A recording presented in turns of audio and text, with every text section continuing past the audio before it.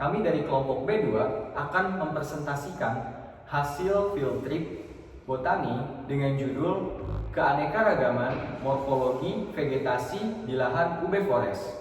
Perkenalkan, nama saya Najwa Aulianur Ramadhani dengan NIM akhir 150. Perkenalkan, saya Nur Fadila dengan NIM akhir 223. Perkenalkan, nama saya Akbar Latifah dengan NIM akhir 149. Perkenalkan, nama saya Anjuman Zanavia dengan NIM akhir 222. Perkenalkan, nama saya Bagas Pratama Baskara dengan NIM akhir 151. Perkenalkan, nama saya Reski Amanda dengan NIM akhir 152.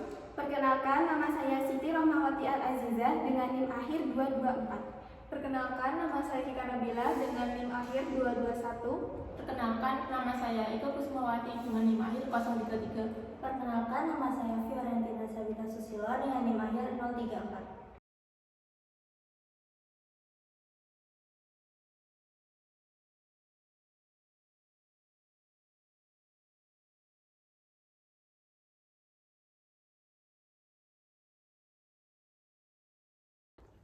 Latar belakang dari field trip ini yaitu tumbuhan merupakan sumber utama bagi kehidupan manusia yang berguna untuk menyediakan berbagai kebutuhan mulai dari makanan hingga estetika. Field trip ini bertujuan untuk meningkatkan pemahaman mahasiswa tentang morfologi tumbuhan. Dengan mengamati secara langsung di lapangan, mahasiswa diharapkan dapat mengidentifikasi berbagai bagian tumbuhan dan adaptasinya dengan lingkungan. Hal ini sejalan dengan tujuan pembelajaran mata kuliah botani yang menekankan pada pengenalan langsung terhadap keanekaragaman tumbuhan. Field trip kali ini memiliki tujuan, yaitu yang pertama adalah mengidentifikasi bagian-bagian tumbuhan seperti akar, batang, dan daun pada tumbuhan di UB Forest. Yang kedua adalah mengetahui bagaimana tumbuhan beradaptasi dengan lingkungan pada lahan di sekitar UB Forest. Tumbuhan yang pertama yaitu tumbuhan paku dengan nama latin Onoclea sensibilis. Yang pertama, identifikasi daun.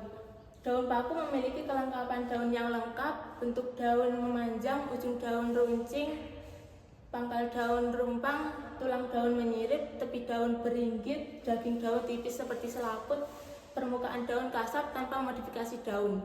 Yang kedua, identifikasi batang. Kejelasan batang jelas berbatang, bentuk batang bulat, permukaan batang berambut, arah tumbuh batang lurus, percabangan batang monopodial tanpa modifikasi batang.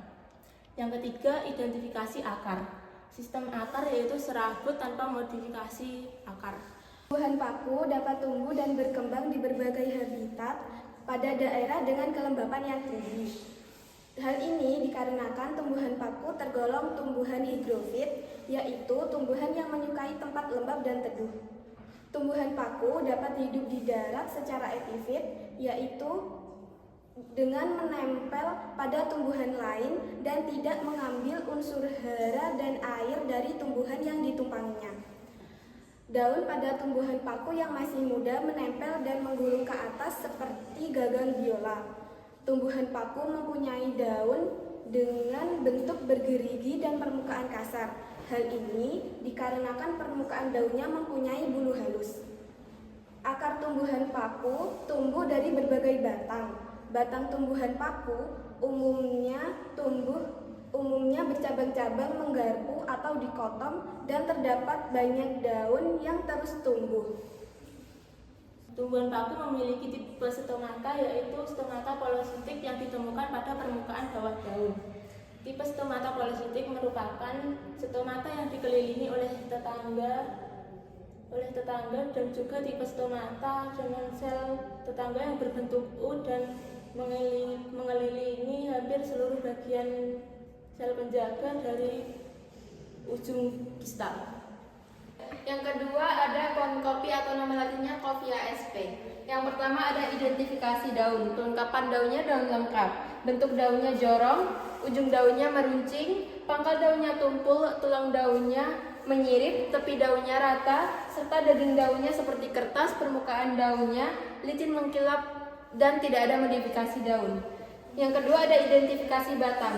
Kejelasan batangnya jelas berbatang, bentuk batangnya bulat, permukaan batangnya memperlihatkan bekas daun. Terus arah tumbuh batangnya tegak lurus serta percabangan batangnya simpodial dan tidak ada modifikasi batang. Yang ketiga ada identifikasi akar. Sistem akarnya yaitu tunggang bercabang dan tidak ada modifikasi akar. Yang keempat ada identifikasi jenis buah. Buahnya buah sejati. Yang kelima ada pengamatan pohon. Didapatkan tinggi pohonnya yaitu 2,14 meter. Menghitung tinggi pohonnya dengan tan dikali dengan jarak pengamat ke pohon, lalu ditambah dengan tinggi pohon dari kaki sampai ujung mata. Lalu ada diameter pohon yaitu 2,2 cm. Menghitungnya dengan cara mengetahui keliling pohon dulu, lalu dibagi dengan pi. Ini ada kerapatan tajuk. Kerapatan tajuknya ringan dan tipe tajuknya picturesque. Tanaman kopi memiliki bentuk daun yang menjorok dan mengkilat. Daun ini dirancang untuk membantu proses fotosintesis yang optimal. Permukaan yang halus dan mengkilat memantulkan sebagian sinar matahari, membantu mengurangi risiko penguapan berlebih, terutama di lingkungan tropis yang panas. Batang tanaman kopi ini berbentuk bulat dengan percabangan sipodial, memungkinkan tanaman untuk menopang daun dan buah secara efektif. Struktur ini juga menjaga kestabilan tanaman saat menghadapi angin kencang atau beban buah yang berat. Sistem akar tunggang pada tanaman kopi mampu menembus lapisan yang lebih dalam untuk menyerap air dan nutrisi secara efisien. Hal ini penting untuk kelangsungan hidup tanaman, terutama saat menghadapi musim kemarau. Tumbuhan yang ketiga yaitu talas dengan nama latin Colocasia esculenta. Hasil identifikasi daun, talas memiliki daun yang lengkap dengan bentuk daun bangun perisai, ujung daun runcing, pangkal daun berlekuk, tulang daun meruncing, tepi daun rata, daging daun seperti kertas, permukaan daun berselatut lilin dan tidak memiliki modifikasi daun. Kemudian identifikasi batang, talas memiliki bentuk batang yang bulat, permukaan batang yang licin, arah tumbuh batang yang tegak lurus, percabangan batang sipodial dan tidak memiliki modifikasi batang. Kemudian identifikasi akar, talas memiliki sistem akar serabut dan tidak memiliki modifikasi akar. Daun talas memiliki bagian yang tersusun lengkap, yaitu helaian daun, pelepah daun, dan tangkai daun. Pada tanaman talas ini, permukaan daunnya berselaput lilin yang memiliki sifat hidrofobik atau yang dapat menahan air. Lapisan ini efektif untuk mengurangi penguapan, mencegah air meresap ke dalam daun, dan melindungi tanaman dari kerusakan akibat kelembapan yang berlebihan. Tangkai daun pada talas mampu tumbuh hingga 2 meter, memiliki tekstur yang lembut dan memiliki rongga di dalamnya yang memungkinkan talas untuk beradaptasi dengan lingkungan yang cenderung tergenang air. Selanjutnya pada tanaman keempat yaitu bandotan dengan nama latin Ageratum conizoides dengan identifikasi daun, kelengkapan daunnya lengkap, bentuk daunnya bulat, ujung daunnya runcing, pangkal daunnya tumpul, tulang daunnya menyirip, dengan tepi daun bergerigi, daging daunnya itu tipis lunak, permukaan daun berbulu halus dengan tidak adanya modifikasi daun. Selanjutnya pada identifikasi batang, kejelasan batangnya itu jelas berbatang, bentuk batangnya bulat dengan permukaan batangnya berambut, arah tumbuh batangnya tegak lurus, serta percabangan batangnya monopodial, serta tidak adanya modifikasi pada batang. Selanjutnya pada identifikasi akar, sistem akarnya serabut dengan benang dengan tidak adanya modifikasi akar. Pada identifikasi bunga, kelengkapan bunganya bunga lengkap dengan letak bunga di ujung batang, jumlah bunganya majemuk, alat reproduksinya sempurna, serta simetris bunga radial simetris. Nah, kemudian ada karakteristik bandotan yang menjadi faktor pembeda dengan tumbuhan lainnya. Yang pertama adalah permukaan batang yang berambut halus yang berfungsi sebagai pertahanan tumbuhan bandotan terhadap herbivora yang membuat batang itu terasa kasar dan tidak nyaman untuk dimakan sehingga mengurangi kemungkinan tumbuhan bandotan dimakan. Kemudian ada akar serabut pada tumbuhan bandotan yang memiliki cabang yang banyak yang memungkinkan tumbuhan menyerap air dan nutrisi dengan lebih efisien. Hal ini penting untuk kelangsungan hidup di lingkungan dengan ketersediaan air yang terbatas.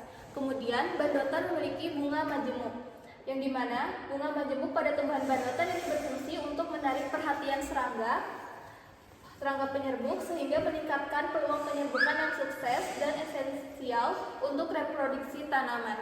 Kemudian, Tanaman bandotan ini termasuk tumbuhan dikotil. Stomata yang ditemukan pada tanaman bandotan memiliki tipe stomata anomycetic dan terletak sejajar dengan permukaan epidermis. Selanjutnya ada roset yang memiliki nama latin Galinsoga partiflora yang memiliki pertama adalah identifikasi daun.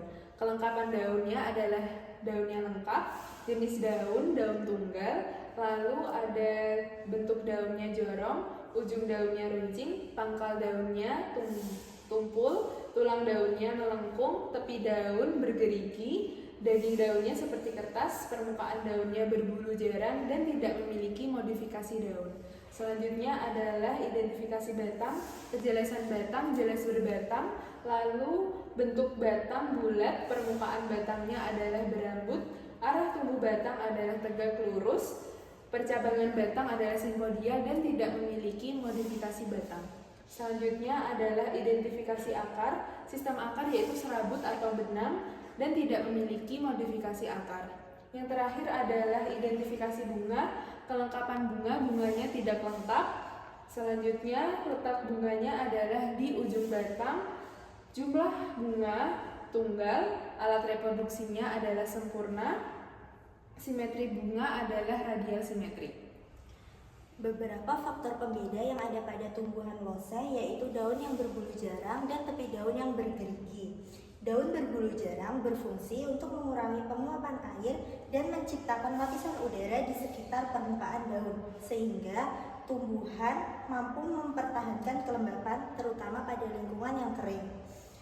Selain itu, tepi daun yang bergerigi membuat tumbuhan lebih tahan terhadap kerusakan akibat angin dan hujan. Bentuk bergerigi ini juga dapat membantu daun menangkap cahaya matahari dengan lebih efektif untuk membantu proses fotosintesis, sekaligus mengurangi kerusakan yang disebabkan oleh hewan pemakan tumbuhan. Tumbuhan ini merupakan spesies kosmopolitan. Tumbuhan kosmopolitan merupakan tumbuhan yang tersebar di mana-mana. Tumbuhan ini dapat tumbuh di daerah tropis maupun subtropis. Loseh termasuk tumbuhan C3 yang sensitif terhadap naungan. Berdasarkan hasil pengamatan yang telah dilakukan pada berbagai jenis tumbuhan yang ada di Lobe Forest, dapat disimpulkan bahwa setiap jenis tanaman memiliki karakteristik morfologi yang berbeda-beda, seperti akar, batang, daun, bunga, dan buah. Dari perbedaan sifat morfologi ini, dapat ditarik kesimpulan bahwa ini adalah cara tanaman atau tumbuhan untuk beradaptasi pada lingkungannya masing-masing.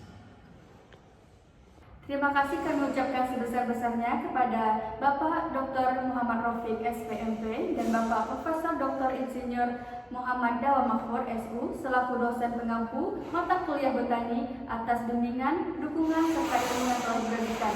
Terima kasih juga kami ucapkan kepada Kak Oktoviani Karu selaku asisten praktikum mata kuliah botani atas segala bimbingan dan bantuan. Dan terima kasih juga kepada seluruh anggota kelompok yang telah bekerjasama dengan baik dalam menyelesaikan laporan ini.